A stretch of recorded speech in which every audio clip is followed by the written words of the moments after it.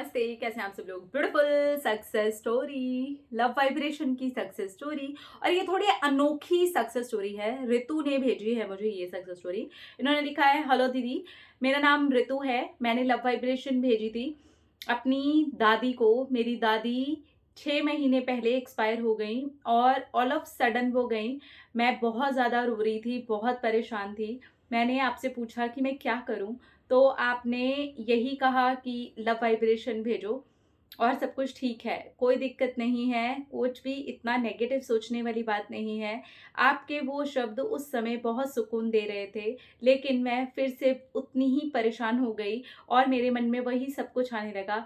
मुझे कुछ पता भी नहीं चला। काश मेरी दादी मुझसे थोड़ी देर बात कर लेती और मेरी बात हो जाती तो मैं कितना सुकून पाती।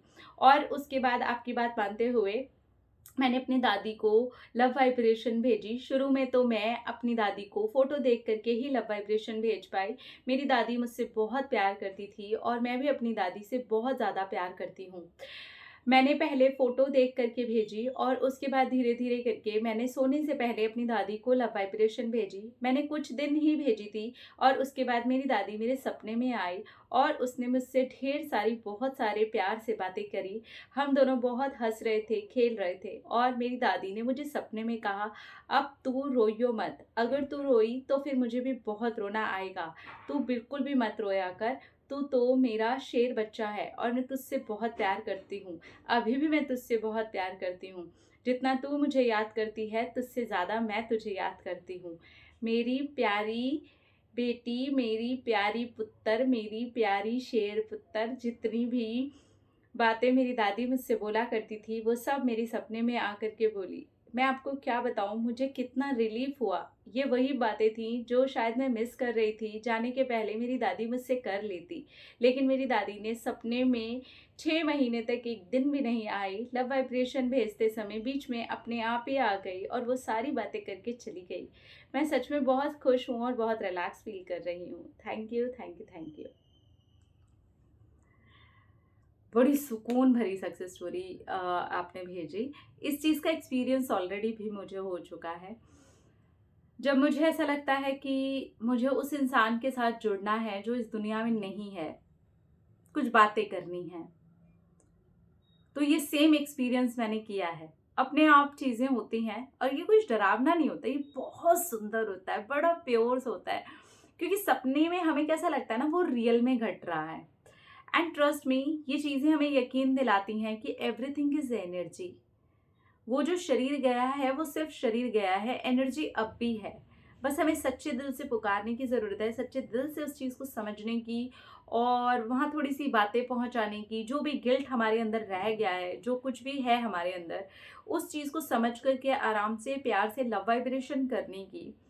एंड देन फिर रिजल्ट्स आते हैं और ये रिजल्ट्स ही हमें ऐसा बताते हैं। अगर हम साइंस ना देखें, अगर हम बिल्कुल लॉजिक ना देखें, तो हम मैजिक देख पाएंगे। तो हम वो देख पाएंगे जो एनर्जी वाइज है। ऐसा कैसे हो सकता है, इतनी सारी वैसी ही बातें। और ये इनका एक्सपीरियंस नहीं है ओनली। अगर आपने भी ऐसा एक कुछ एक्सपीरियंस किया हो तो ज़रूर शेयर कीजिएगा, क्योंकि सेम ऐसा ही एक्सपीरियंस मेरा भी, और मेरा सिर्फ एक बार नहीं है, बहुत बार मैंने इस बात को एक्सपीरियंस किया है ऑलरेडी। ये बताता है कुछ और, ये लेके जाता है किसी और रास्ते और ये बताने की कोशिश करता है नहीं, हम जैसे जी रहे हैं और जैसा हम सोचते हैं एक्चुअली उससे परे है लाइफ, उससे परे है एनर्जी, उससे परे है दुनिया, उससे परे है सोल। तो जब हम जीते जागते इंसानों को भेजते हैं तो सोचिए कैसे नहीं जाएगा, ज़रूर जाएगा। बस थोड़ा समझने की ज़रूरत है, समझने की ज़रूरत है। और ये जो गए हैं होते हैं लोग ना, उन तक जल्दी इसलिए पहुँच जाता है क्योंकि हम इस लेवल पे डेस्परेट नहीं होते, कब होगी बात, कैसे होगी बात।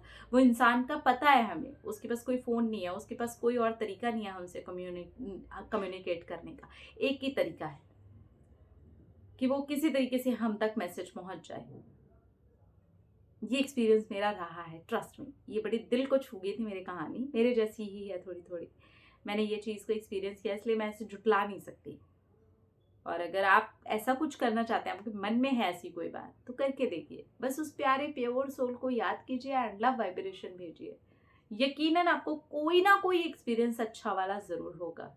क्योंकि वो एनर्जी के अंदर कुछ रह ही नहीं जाता, बस वो यही चाहती है कि किसी तरीके से हीलिंग हो जाए, किसी तरीके से पॉजिटिव एनर्जी मुझ तक पहुंच जाए, क्योंकि वो अब सोल कॉन्शियसनेस में है। सो ट्राई कर सकते हैं, देख सकते हैं। मेरा और इनका एक्सपीरियंस एक जैसा ही हो गया है। अच्छा लगा मुझे इनकी कहानी पढ़ के। Thank you so much Ritu, आपने अपनी कहानी मेरे साथ शेयर की। Thank you. आपने अपना रखी ख्याल, अपने आप से कीजिए ढेर सारा प्यार, ताकि अट्रैक्ट करे ढेर सारा प्यार। I love you all. Tata.